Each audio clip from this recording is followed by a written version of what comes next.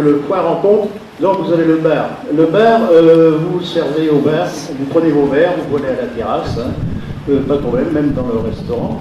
Donc voilà, hein, régulièrement, vous regardez sur le programme, il y a des tournois qui sont programmés, c'est quand même assez régulier chaque semaine. On fait aquagym à 11h et de la gym à 10h.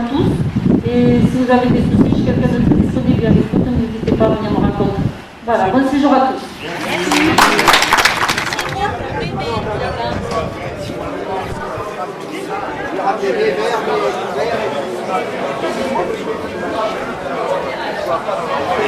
J'ai 4 petits.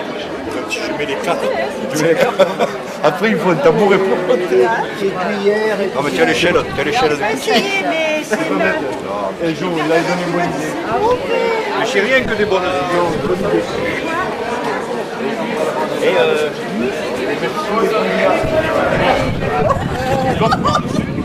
après, il faut l'échelle pour monter. Et tu l'as, Michel? Là, Michel, tu mets le lit les lits à côté parce que... Il met le bordel dans le truc là.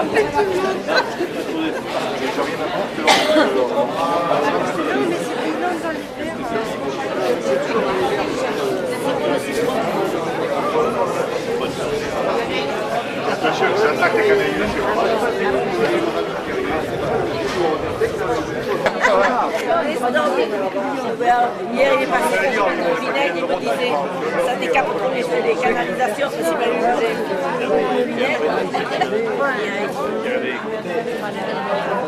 Ils sont en Espagne ce matin. J'ai dit, tu me ramènes à l'être Ah, mais tu as vu, jeudi, il y a l'excursion. Mais il me dit le bras gauche, il me dit il faut qu'il soit. Mais j'arrive pas. Le plus près possible de l'oreille. Oui, je suis là, Et la brasse, il faut que quand même tu aies de l'eau. Ah oui, mais ça me fait rien d'avoir ça me fait rien d'avoir la fibre dans le... Voilà. Elle est là à côté.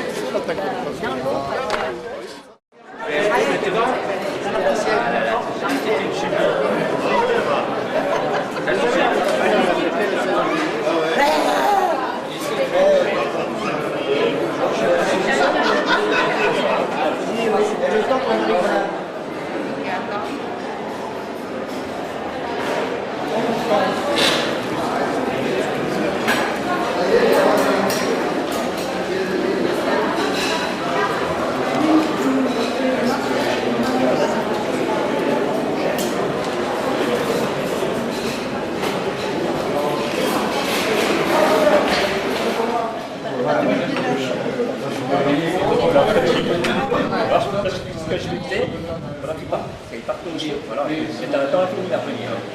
J'ai essayé de choper une mouche, putain, ça, c'était un peu d'eau. De l'eau, je mets un petit peu d'eau dans le feu du carbone.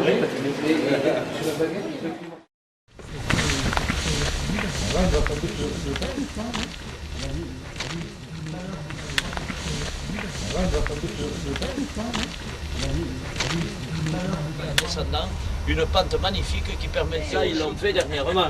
Vous voyez, voilà. Après, vous avez les pavés, magnifiques pavés d'un chemin qui était royal. Ah non, moi je ne sais pas ma mère.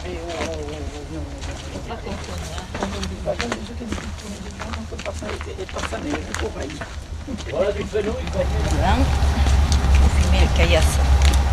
Oui, on peut présenter les chauguettes. Et il fallait pas qu'il soit trop grand quand même, parce qu'il passait pas là-haut. Ne te baisse pas. Ah, tu vois que je disais. C'est un trou dessous. Oui, attention au trou d'hiver, hein, parce que là, il y a des pièges, les enfants. Mais enfin, nous adultes, on va l'entendre là. Là, il faisait passer les boulets dans ses trous. Et regardez comment c'est tout braqué. Attendez-moi. On n'a pas parlé de l'eau, aussi bien dans le fortin principal qu'ici. Vous voyez ce puits, vous voyez là où les chevaux venaient boire, bien sûr. Ce puits est très profond. Il faut savoir que la partie la plus curieuse de ce fort de Bellegarde, vous allez le voir tout à l'heure, c'est un puits immense. D'une profondeur de près de 60 mètres, si je ne m'abuse. Un puits énorme et d'un diamètre entre 8 et 10 mètres.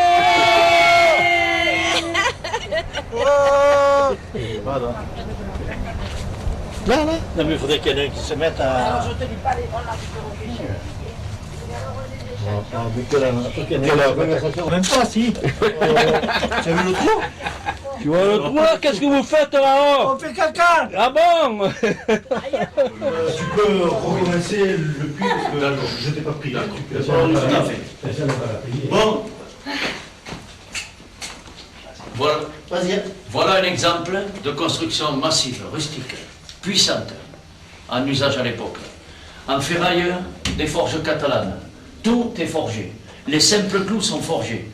Pour éviter d'ouvrir la grande porte, regardez, on ouvrait cette petite porte en catimini, là, mais ils ne devaient pas être très grands, les gens.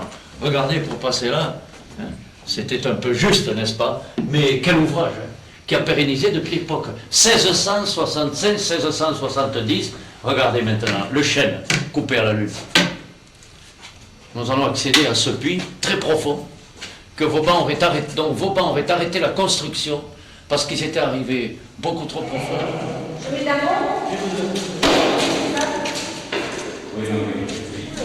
Descendez comme ça, je vais les mettre. Non. Imaginez-vous que là, Et ça résonne alors. imaginez-vous que là, des centaines de petits pains ronds, on faisait pour la troupe. Donc vous voyez, je pense qu'il y a 4 fours. On va regarder derrière ces fagots de bois et tout. Il y a d'autres fours. Imaginez-vous le travail de ces boulangers. Toujours pareil, cette nourriture très rustique des soldats, du gras de porc, n'est-ce pas? Il fallait du pain, il fallait de...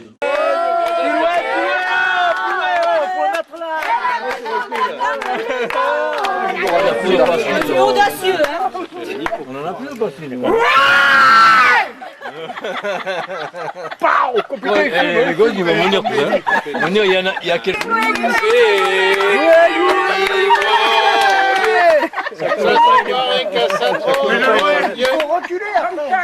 Faire recommencer ça là. Il faut enlever le bouchon pour que ça coule plus vite. Allez, le Parce que c'est dernier. fait pour pas toucher. C'est la dernière goutte, hein. Moi, ce soir, j'en ai vu une bleue, mais je voulais la filmer, mais il y avait trop de bazar autour. Il a fait couler. Tu fais le travelling à la Michel Côme, hein. Mieux, je pense. Moi, j'ai pas. Ça, tu fais Les cochons font. Et le pied. Je dis à mon fils, ils vont faire une genre de 40 mètres, je suis en train de boire le martini. Il me dit, mais tu vas tout souffler, maman. Trop tard, c'est déjà fait. Le Lydia, paquebot volontairement ensablé, constitue la grande attraction de la nouvelle façade maritime de Roussillon, discothèque et casino, en 1977. Ah voilà. Bravo. C'est l'année où il y en avait que 28 jours. Le salaud. C'était pour voir si vous suivez. Moi, Tu peux changer d'homme, hein. Voilà, tu peux. je me souviens,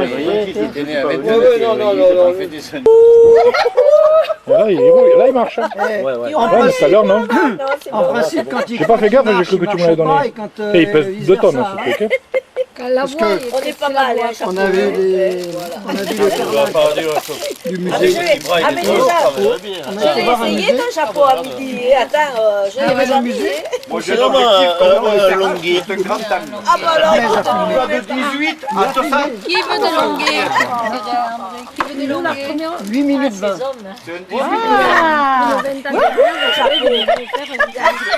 Surtout qu'il est devant derrière en plus.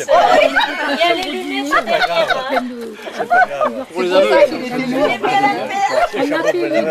Bon, ça c'est bon là? Ah, ça te va bien, hein? Ça te va très bien. Ouais, mais après on passe au collègue à côté. Si lundi matin tout le monde se gratte, T'as pas de grosse tête, t'as pas fait quand t'étais petite, ta mère. Passe à ta voisine. Va chercher 10 kilos de pommes de terre dans ton béret. Passe à ta voisine. Ta tête, t'as dit, passe à ta voisine. Allez, Allez, quelques coups, la clé, quelques coups. Il va faire le tour. Elle a une tête à chapeau, hein. Une tête à Il va bien. Ah, Jacqueline, alors là, devrait le garder. Jacqueline, tu peux le garder. Ça s'adapte à toutes les têtes. Même la tête de Jacqueline. Jacqueline, ça lui va C'est bien. pas gentil. Oh, vite, Jacqueline, passe-la C'est pas ailleurs. pour Jacqueline, c'est pas pour elle. Ah, t'as une grosse... Oui, t'as une... Voilà, on est deux oreilles. Heureusement qu'elle a les oreilles pour arrêter le chapeau. Maintenant que vous faites les guignols, moi je prends un coup. Avec un chapeau, lui va bien. Ce chapeau, il aura fait au moins 10 000 têtes dans sa vie. Même Julien qui vous dit Et au les revoir, races de poules même changent ceux qui l'a pas vu. Hein. Les races de poules, ça s'améliore. Oui, oui. Les Ça croisements, te va comme ça? Les croisements. Ah, c'est mieux, Attends, voilà. mais c'est pas regarde un peu. Beau, hein. Pas beau, hein. Là, il faut que ça revienne. Là, il a pas filmé. Et Serge, il va encore m'engueuler. Hein. Ah, et dans l'autre sens, sa mère. Oh, c'est pas possible. Mais c'est pas vrai. Ah oui, Ah, mais c'est l'habitude. C'est une habitude, il n'y a rien à Mais maintenant, quand tu le verras. Lève-toi. On l'a pas pris, lui. Ah oui, Ah, on l'a Serge. pas pris. Oh là là. Tu sais, on dirait le capitaine Crochet, là. Popeye. Il se regarde. Ça, il est comme ça. On voit que c'est un gars qui fait de la politique. Remarque, Olive, elle est comme toi, hein, elle est mince, hein, Olive. Hein. Oh, mais t'as vu le. Oh, quoi, tu dis qu'elle est pas Oh là là. Regardez ça, regardez, c'est pas beau, ça. C'est mon meilleur Attends, parce que... Elle avait dit que ce serait bien qu'on fasse un film sérieux, c'est-à-dire qu'il y en ait un qui fasse le preneur de son, l'autre le preneur d'image, l'autre le scénariste, l'autre le producteur et tout. Non, mais quand il lisait son nom, parce qu'il faut que tu fasses attention, parce que c'est Blaise, du coup, il y a 30 ans, tu vois. Ouais, ça Ça marche. n'a pas bien ouais, passé. ouais, ça- Si à lui, il y a une nénette qui avait dit tu fais 18 ans. Oh, alors là, oui, qu'elle aurait besoin de lunettes, elle. Hein. Elle vient de faire un fond d'œil, on ne le voit pas bien. La pupille était préliminaire. Voilà. Et qui c'est qui avait pris des verres aussi? Moi, non. Toi, voilà. Bon, vous avez fini, je récupère les verres. 10h, maman. On se retrouve là, tous là-bas ou On se retrouve à 10h là-bas. à l'accueil? C'est vrai que toi, tu... Donc moi j'irai chercher, je ne le prends pas à vous, mais il y a quelqu'un qui voulait ça le repas que j'ai rempli, je crois que c'est eux qui ont des sous là. Et il ne me reste plus qu'à remercier Vous avez Bernadette, gros bisous, le dernier élu du canton. Bernadette qui m'a pas embrassé dans les studios. Voilà, encore un petit peu. Pas les miroirs, attends. Juste lui dire...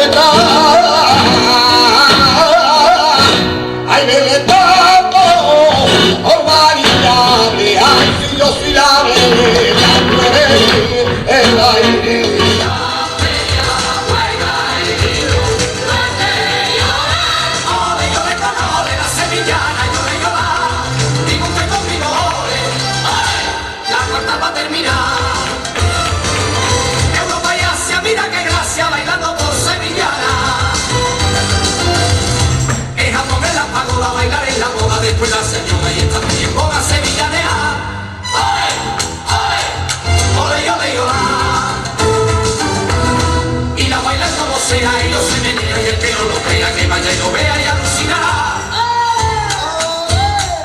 Ole, ya me llorar. Sevillana, en Manila y en La Habana, en Chicago y en Moscú. La gente viene triana, ahora mismo no baila como tú. Triana, cada río que llega hasta el mar. A una sola Sevilla lleva tu cantar.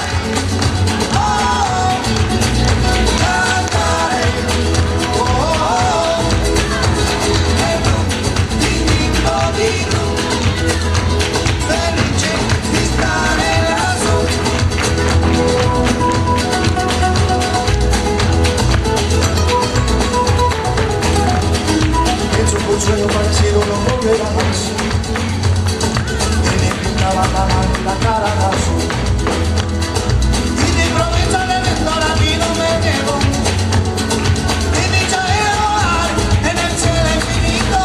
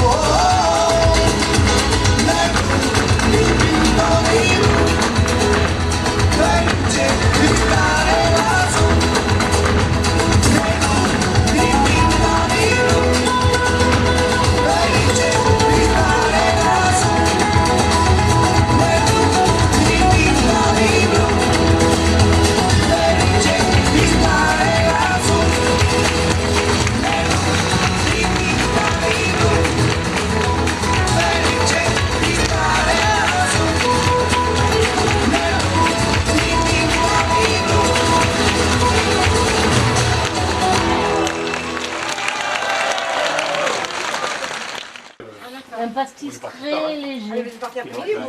Non, on a fait notre d'y aller au de vacances parce que Vous partez? Normalement, on devait partir demain matin. Ah, On a mais reculé d'une journée parce que dans... on On mangeait aujourd'hui. a fait On a fait les sardines. Ils ont douché. Ça tombe bien. Nous aussi, on a fait pareil. et s'il vous plaît. Ah, c'est la bibliothèque. Qui veut un livre? Non, ça va, merci. Merci. Au revoir. C'est nouveau ça, par contre. Ouais, il faut y aller aussi. Qu'est-ce qu'il est beau, Daniel. Moi, je reprends de me Comment vous l'avez regardez le petit oiseau qui va sortir. Tu couperas au montage. Il est beau, Daniel. Je pense que le pompon, ça doit être lui et... C'est le seul qui en fait, celui qui Guy. Guy Vernet, d'ailleurs, il disait quand t'étais avec Guy Vernet. Savoir-faire cet après-midi. Non. Et puis qui c'est avec... Même il disait que... Alors c'est toi qui parles le plus. C'est toi qui parles le plus. À la Tuilerie. Ah Avec Serge. oui, oui, oui. On devait la faire avec le matin. Il y aura des trucs collectifs. Comme ça. Ah oui, on a vu quand on est arrivé à travers là. Ouais, là-bas. Un petit peu, parce que là, par contre, il a beaucoup parlé. J'ai un qui tombe dessus.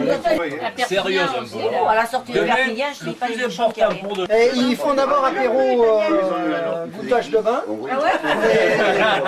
Et après lancer de l'eau. Non, mais moi, à partir d'une certaine heure, je vais te le faire. Et à la mi-temps, apéro encore. Et à la mi-temps, il y a encore l'apéro. Ça, après, ça les regarde. Moi, j'irai Mais après 9h, elle ne boit plus. Non, non, moi, je... À quelle heure t'as prévu qu'on parte, Serge, demain? 6h. Bon, dis-moi, je sais plus. On travaillait parce qu'on n'a rien fait, nous, encore. Hein. Tu crois qu'on a tiré comme Ah non, mais si, aujourd'hui on a fait. Tu vas faire la queue avec le billet, ça. C'est pour manger. On n'a pas le même. Si vous voulez le loto, on va au loto. Sinon, on monte à la salle de télé. Ah, il y a le loto. Mais c'est à quelle heure le loto? Il faut pas manger le chocolat. Faut pas manger le chocolat, hein. Parce que qu'est-ce que tu veux leur montrer? Non, non. Mais je vais montrer Non, le tien. c'est pas moi qui mangeais les le 10 plus. films de... Can't get through my day. You feel me? Thoughts of you just keep consuming me. And on my head, and on my head. I thought I could do it, but now I see that you're not mine. And I was wrong to think you changed. Yeah. I wish you could stay with me another day. I wish I could change your mind and make you stay. 'Cause I give it.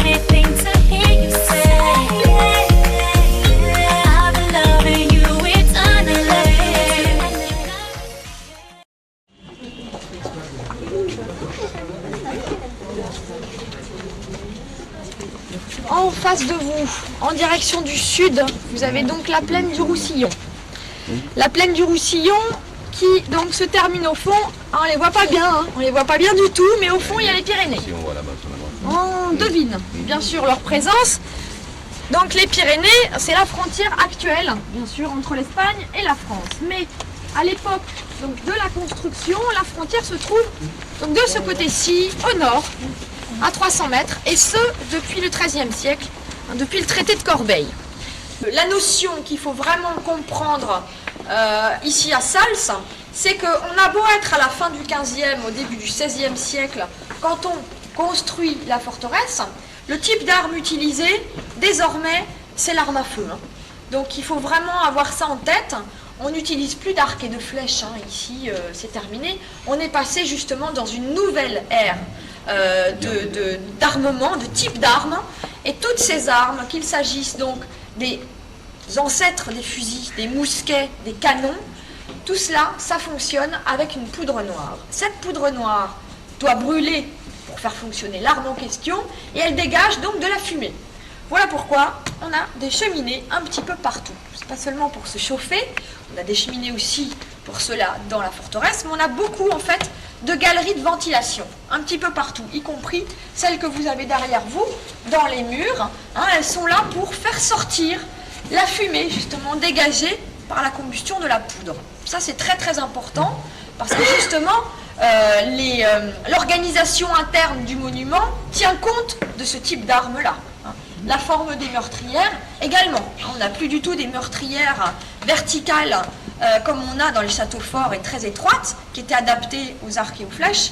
Ici, on a des meurtrières horizontales, beaucoup plus larges, qui permettent le tir au fusil.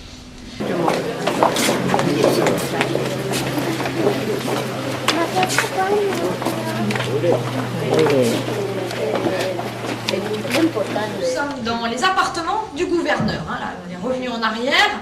La garnison espagnole est donc dirigée par un gouverneur. Cette charge honorifique, elle est donnée par le roi lui-même. Hein, après, ça devenait héréditaire. Donc, le gouverneur, on estime qu'il avait ici, on va dire, un espace privé pour lui, avec cette partie-là assez identifiable. L'alcôve où il avait certainement son lit, une cheminée et enfin un petit coin toilette avec une sorte de lavabo, de vasque. Vous remarquerez l'évacuation pour l'eau qui est prévue dans cette vasque. Donc ça signifie que dans les murs, on a tout un réseau de tuyauterie qui évacue les eaux usées. Et ça c'est très important parce que ça signifie que lors de la construction de la forteresse, on avait déjà prévu tout ce système donc, de captation de l'eau, vous vous souvenez des sources, et de son évacuation, et bien sûr de sa circulation à l'intérieur du monument. Donc ça c'est quelque chose d'assez complexe à l'époque, et c'est la raison pour laquelle on pense de plus en plus sûrement, sans en avoir véritablement les preuves puisqu'on n'a pas leur nom, mais que Francisco Ramiro López était peut-être accompagné d'ingénieurs et d'ingénieurs arabes. Parce que quand il commence à s'occuper de ce chantier-là, ce fameux Francisco Ramiro López arrive de Grenade. Et il avait participé donc quelques années avant au siège de la ville de Grenade avec les armées des rois catholiques. Et c'est là que tombe le dernier bastion arabe. Ils vont découvrir l'Alhambra, ils vont découvrir ce palais merveilleux. Pour ceux qui l'ont visité, vous savez que l'eau là-bas est l'élément essentiel hein, et qu'on a justement un réseau de circulation d'eau extrêmement sophistiqué.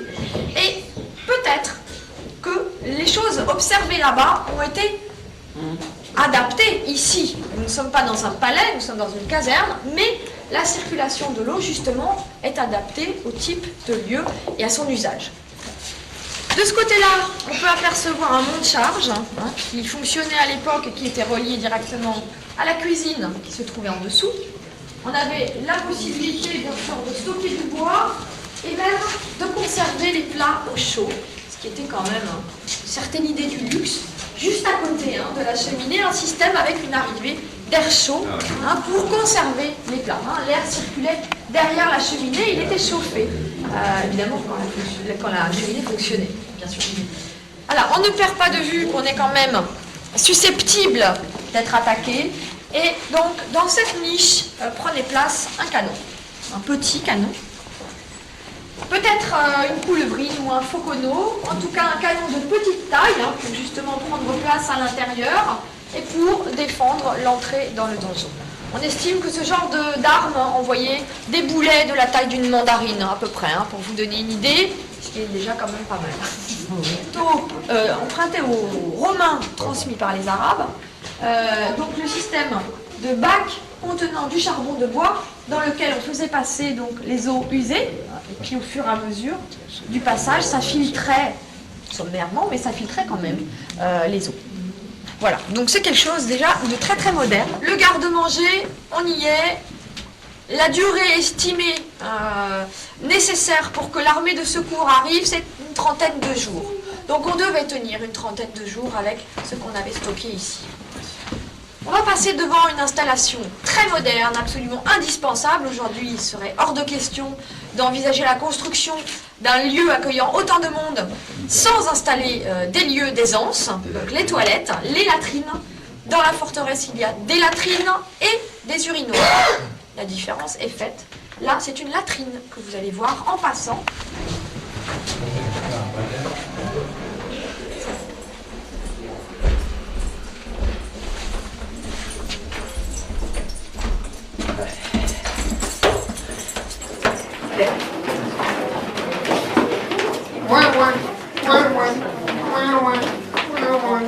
Là-dessus, vous rentrerez et vous verrez deux fours à pain sur votre droite, deux fours à pain en structure de demi-sphère en briques, exactement les mêmes qu'on trouve à Pompéi, hein, donc on sait que ces fours-là, ils étaient déjà utilisés par les Romains. Et puis, cette chambre des vannes, un peu mystérieuse, c'est tout simplement une pièce dans laquelle on a encore aujourd'hui une arrivée d'eau potable, une arrivée... C'est la tête que j'ai entendue? Non. Ah, ça va. Ça fait du bruit. Une arrivée d'eau de source. Hein. Donc, on remplissait des réservoirs avec cette arrivée d'eau. L'un d'eux se trouvait juste derrière un des fours à pain. Donc, par conséquent, on pouvait estimer que l'eau était chauffée par l'action du four. Mais dans quel but précis, on l'ignore, parce qu'on n'a jamais trouvé de preuves ou de témoignages qui corroborent en fait la théorie comme quoi ce serait une salle de bain. Ou un lieu, on va dire, pour les soins du corps. C'est vrai qu'en ayant à l'esprit l'idée du palais de l'Alhambra, de la conception justement des soins du corps, à l'époque, on peut dire que ça aurait pu être une salle de bain, mais avec des gros guillemets, parce qu'on n'a pas de preuves. Ce qu'on sait, c'est que dans cette pièce, il y a une arrivée d'eau, et que de cette pièce, on pouvait actionner le remplissage du puits central, celui qui se trouve au milieu de la place d'Armes, ainsi que des abreuvoirs qui se trouvent dans les écuries, légèrement en contrebas. C'est la raison pour laquelle, du fait de leur positionnement à 1 mètre ou 1,50 m plus bas que la place d'Armes, l'eau descend toute seule jusqu'aux abreuvoirs. Parce que pour trois attaques de la forteresse, toutes trois perpétrées par les Français, la première est arrivée très tôt dans l'histoire de la construction, puisque les travaux débutent en 1497 et en 1503, la forteresse est attaquée déjà. Elle est attaquée par les Français qui arrivent bien sûr du nord, du Languedoc, qui se postent sur les Corbières et qui vont donc canonner. Donc le front nord va être le premier, on va dire, à subir les assauts et les impacts des boulets. Cette fois-là, on va dire que la forteresse va rester espagnole, dans le sens où, bien sûr, les Français ne vont pas réussir à s'en emparer. Mais les dégâts sont énormes. Et donc, on sait qu'il y a eu des reconstructions après cette première bataille, que justement le front nord a quasiment été reconstruit, et que la présence de l'architecte sur place au moment de cette première bataille va faire en sorte qu'on va améliorer le système défensif après. C'est-à-dire qu'il va y avoir des transformations dans le système défensif après cette première bataille. Par exemple, le haut des courtines, vous avez vu qu'il était arrondi. Cette forme-là n'est pas la forme d'origine. On sait qu'au départ, grâce à un croquis qu'on a retrouvé, au départ, le haut des murs était crénelé, comme on avait l'habitude de le faire. Mais étant donné l'impact des boulets en métal, ça ne protégeait même pas les tireurs. Ça faisait donc c'était complètement inutile et plus adapté. Donc après la première bataille, on va s'empresser de raser le reste des créneaux hein, et de transformer le haut des courtines en les arrondissant, de manière à faire ricocher les boulets en fait et de les faire retomber dans les fossés.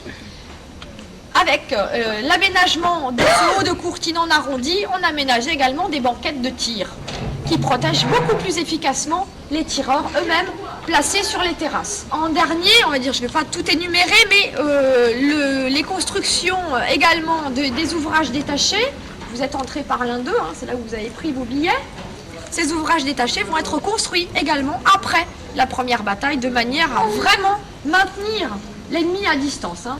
Ensuite, il y a une longue période de paix, donc il se passe rien, et tout recommence avec la guerre de 30 ans.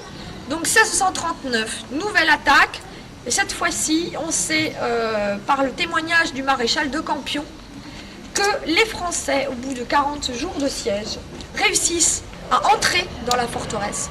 Ils s'en emparent et ils s'installent. Hein. Ils sont 2000, donc ils sont très nombreux. Et assez rapidement, ils vont être surpris par une contre-attaque espagnole. Ça, ils n'avaient pas prévu qu'elle arriverait aussi vite. Manque de chance pour eux, ils n'ont pas non plus fait de réserve de nourriture assez importante. Donc très rapidement, ils n'ont plus rien à manger. Et ils vont être obligés de négocier leur sortie avec les autorités espagnoles. Et c'est comme ça qu'au début de l'année 1640, les Espagnols donc récupèrent leur forteresse. Ils la garderont 2 ans. Et au bout de 2 ans, il y aura la dernière bataille, celle de 1642. Quand Salles s'est attaqué, tout le Roussillon est déjà aux mains donc, des soldats de Louis XIII. Et du coup, ça va aller assez vite. On peut dire qu'à partir de ce moment-là, la forteresse devient française. Elle est prise par le français. Et en 1659, quelques années plus tard, il y a ce fameux traité des Pyrénées qui va donc décider du rattachement du Roussillon à la France, d'une partie de la Cerdagne également. Et à partir de ce moment-là, c'est toute la région qui devient française, donc a fortiori la forteresse également.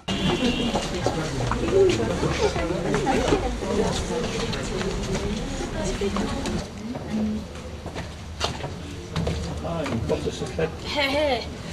Les soldats, toutes les grandes portes, même celles qui donnent sur la place d'armes, sont aussi équipées d'une petite porte. Et si j'étais venu, alors, il y avait des